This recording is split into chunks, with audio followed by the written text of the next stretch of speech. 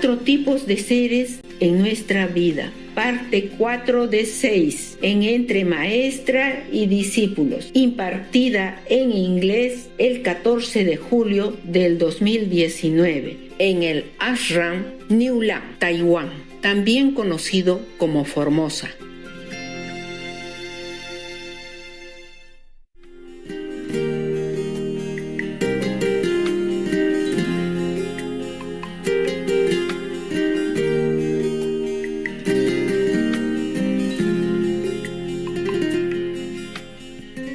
So you see, our world is like that. They don't believe in happiness. They don't believe in good luck, redemption. They believe in hell and evils and bad luck and all this kind of stuff. So when the master comes with all positive energy, say, wow, you will be saved. Don't worry, I take all your karma and your other 5, 6, and 9 generation. I will also take care. Don't worry. And they look at the master like, what? Are you joking? You must be kidding, right? Yes. But if other people say, oh, you sinner, you better be repentant, be more ascetic, avoid more pleasure, then you might be able to be liberated. Then they believe that. They go home and kneeling on end or maybe prostrating in the snow, in the dirt, in the rough, stony road for 100 miles on end and to redeem themselves. Even though the whole life they did nothing wrong, just reciting Buddha's names, for example. Then they believe that will be the redeeming kind of path. But the master is too easy. Come to me only, yeah. And I will help you. Like Jesus said, come to me, those weary and laden, I will quicken you. I will lift you up. How many people follow him? Not too many. And they even killed him in such a cruel, gruesome way, inhumane way. He did nothing wrong. He never said anything wrong even against the governments or anybody. So you can see this world is not fit for us to live in. We don't like all this kind of sadistic kind of mentality and the trend of society would believe only in suffering and sorrow and pain. Yeah? So any poor master who wear tattered clothes or eat once a day or better eat once a week or maybe not eat at all, then okay. Maybe I will follow you, or maybe not even.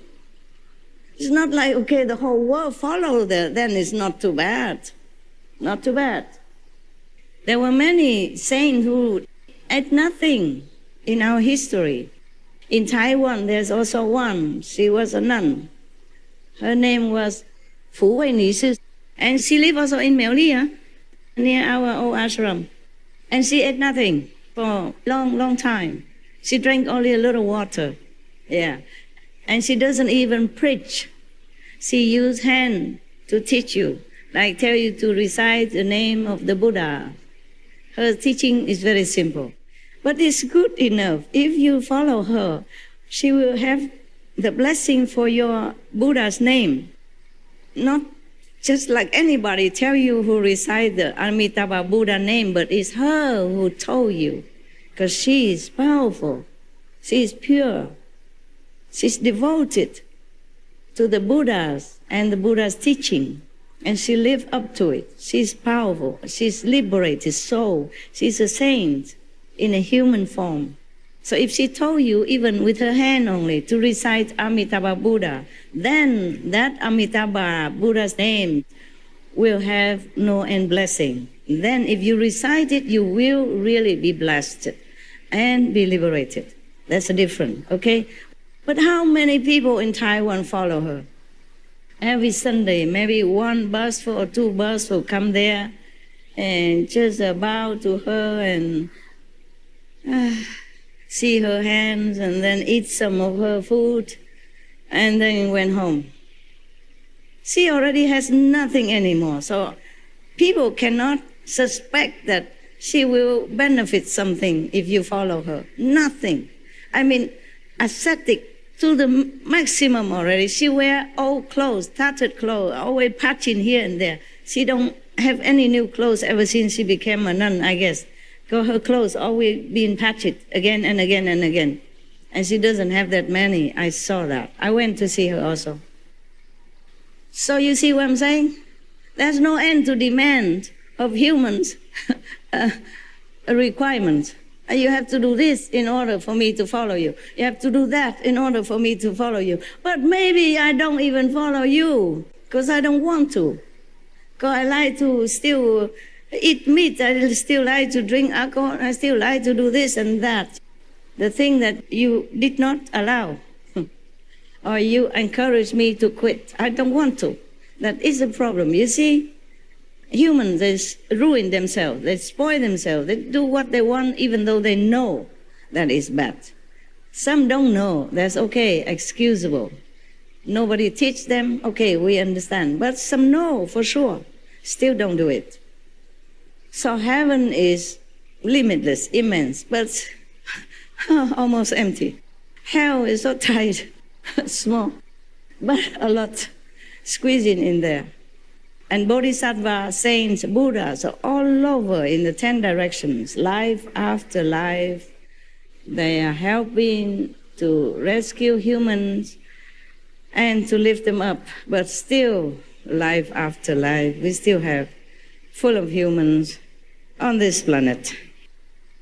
I just hope this time, sooner, we will be only saints. Or at least harmless beings. Oh my God, I talk about 4 beings, right? We're only one yet. Only first one, right? Yeah, you better stay until next week. Because, yeah, okay, never mind. So we talk about friends. Of course, friends include bodhisattvas and Buddhas and saintly beings. Good friend, huh? San Tzu Su, huh? Good, intelligent, wise friends, okay? If you have friends by your side, it's good for you. But mind you, friends doesn't always mean they always agree with you, even though it's right, okay? If something they have not known before, maybe they don't take. But that doesn't mean they are enemies, okay? Now, let's go, friend. Oh, sorry, I think I have no time for you today. We just... Let you take a rest.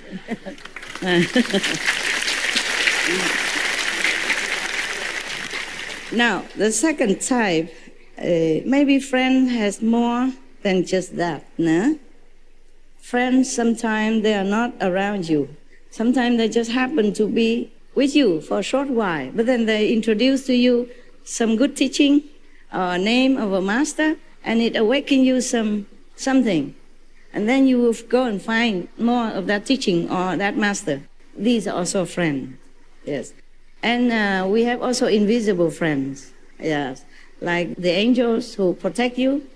If you're good, more angels protect you. If you're not even angel around, they cannot do anything. Or they just disappear. They're not allowed to help you when you're not worthy. If you keep the 5 precepts alone, clearly, then okay. At least have 5 angels, okay? And you have also not just angels, but protectors. If you're more worthy, you have protectors. Yes. When you retreat, you have more protectors. Yes. When I am in retreat, I have more protectors. But now they use only OU protectors, not the ordinary one. Ordinary one also hang around. But the OU, yours goddesses, they came. Every time, 2 days. Every group, 2 days only. It depends on my retreat. If it's less troublesome, then they give me maybe 26, okay? Normally 26 is around, but 28 or 30 or plus. It depends on how rough the subject of my retreat at that time. Then I have more or less of protectors. The protectors, they know everything. They can tell me many things. Just sometimes I don't have enough time to listen. Too busy outside things. Yeah. Sometimes I know too late. Yeah. But it doesn't matter. I'm okay. Yeah. Should be okay. Now, there are another group of people. They are neutral, okay? They no harm to you, no good to you. Yeah. Sometimes they could help you a little bit of small things, but they don't harm you in any case, okay? So sometimes you work with them, you feel that less effective. But these people, at least they don't harm you, eh? So we don't have much to talk about these people. They can hang around you or not hang around you, but it's just maybe decoration or just harmless, just to have company or something, but nothing much going on. But nothing bad, okay? Yeah. But of course, if they are around and sometimes you need something, they can also lend a hand, yeah? And slowly, life after life, they do that. They become your friends in the end, sometime in your journey, if you are still here. If you're liberated, then of course not. And these people who help you, we will also help to be uplifted to some degree. Huh? So not much to talk about these neutral people. We call them neutral. And now we talk about enemies. Enemy has two types. Outside your circle, enemy, and inside your circle, enemy. We call secret enemy. Because these enemies you can't suspect. The enemy outside, of course, they do things very obviously against you or bad for you, yeah, or you don't get on well with them, you have often trouble understanding each other or working with each other. They could kaput some of your project, yeah, or your enthusiasm, your ideas and all that. Yeah, that's very obvious, and they not friendly to you. This is easier to deal with. You can escape if you know, if you can, yes. Or if when the time comes, they leave you. Secret enemy is more difficult. They are with you all the time. Either family members or workers together in your company, or your workmates, or your friends, so-called friends. They seem to be with you in a lot of things, harmless things, small things, which doesn't destroy you, which doesn't ruin you. But when it comes to some big thing, boom, then they turn against you very quick, and you have no time to even counteract. They may join your group or your company or your volunteer group even, and just looking like they're very, very, very diligent and very supportive. But no, they do things to harm you. They split the togetherness in your group by some words, some action, and leading people go against you. But no one noticed, slowly, or big, yeah, or quickly. It depends on situation. And they also ruin your reputation, your name, your company, your business, your ideal, your faith. They make you even don't want to practice anymore. These are worst enemies. They could be your girlfriend, your wife, your husband, your boyfriend. Capish? Maybe they follow you in the same faith, look like. But in some way, visibly or invisibly, they slowly wear you out of your faith as well, by their own example, their own action, or their own argument. They make you lose your way. These are the worst enemies. They make you lose your faith. These are the worst enemies. Mostly they are secret enemies because they're with you. You trust them. That is the problem. If they're outsider or they just come and go, then okay, you hear that and you forget tomorrow. But if they're with you every day or often, then their influence are not to be overlooked. You must use your wisdom, your intelligence to discriminate between friends and enemies. Otherwise, your life will be in trouble. We have only one life here now that we know. Next life, we don't know. We don't know if we are still human, if we see a master or not, if we can practice or not, or if we have more family members obstructing us, more bad enemies obstructing us, or we will become animals, or some gods, or some fairy in heaven enjoying too much and don't want to practice anything. Some heaven, it's just too low and just give you enjoyment. You have no motivation, no push to go higher. In every group, there are prone to be one enemy like that. Mostly In most groups, there will be one. And you have to really be vigilant. In our group also, we have. So I have to keep trimming it, okay? For your sake as well. I will not abandon them if they don't do anything bad for others outside in the society. If they still are vegetarian, meditation off and on, okay, fine. But they should not be near you, because they will give bad influence, okay? By their action, by their talk, by their invisible influence, by energy, yeah? Therefore, I'm trimming, okay, huh? Please don't criticize me, okay? It's getting smoother now. I often talk now without any bad interruption recently, and I'm very grateful for that. And I'm also glad for you, okay?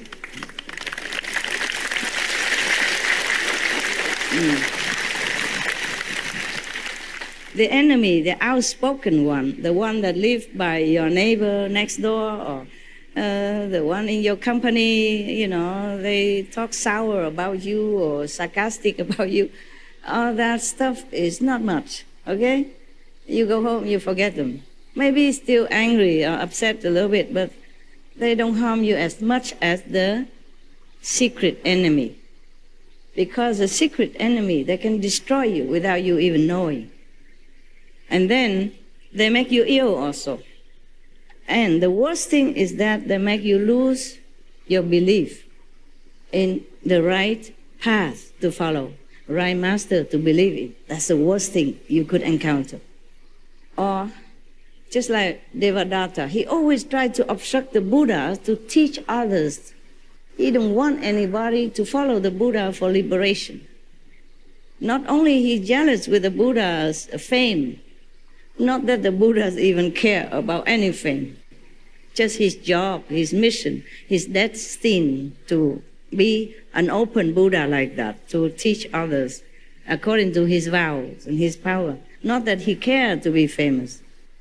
If he cared to be famous, he would have go back to be a king, have so many servants, many concubines, beautiful, most beautiful women around him.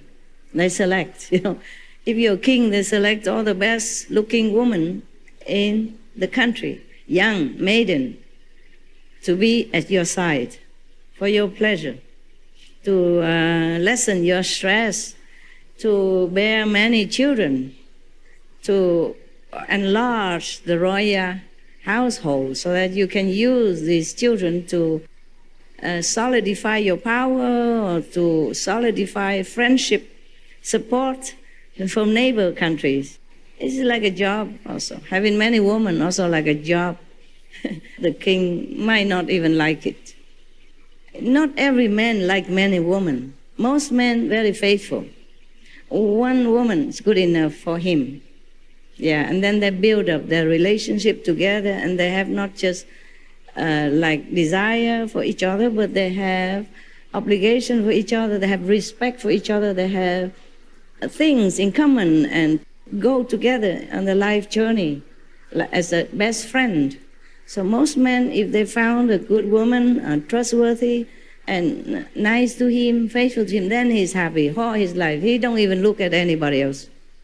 In America, they make a survey that 90+% of American, USA, yeah? American men are very respectful and loving to their wives, really love their wives and respect their wives. I think everywhere, I was almost the same. They just didn't do the survey in Taiwan. The myth about men love many women is not really true. Some maybe, yeah, some maybe. But not all men are like that. I saw it around me all the time, yes. I don't know, maybe I told you this story already, but I could tell you again, and you pretend you didn't listen before, huh? I was in Spain, and I went to a restaurant to eat, because they have a vegan taco. Taco is a special Mexican food, yeah? They wrap it in crispy corn chapati-like, yeah? And it's very delicious, yeah? They make it vegan. I love Mexican food. Whenever I'm in Mexico, I really have to go out and find some real Mexican food, vegan, to eat. And sometimes I made it at home. And now I don't have time to even eat, not to talk about make it myself. I prefer to cook. Yeah, I like to cook. It's like an artistic expression also, you know. You put a lot of color things, you arrange and stuff, and then you put enough spice and condiment, and it suits your palate. And after you're done, you enjoy it. It's like a gift from heaven and earth. Yeah, from your talent and your love, and the love of all the food that offer it to you. You feel grateful. And it's also your own creation, so you feel very satisfied, even you don't eat a lot of that. And sometimes you go out, eat a lot, but you don't feel like satisfied. That's the problem, okay? Because it's not love that put in there. I keep telling the kitchen to put love, you know, like in Shihu, to put love in the food, so it would taste good.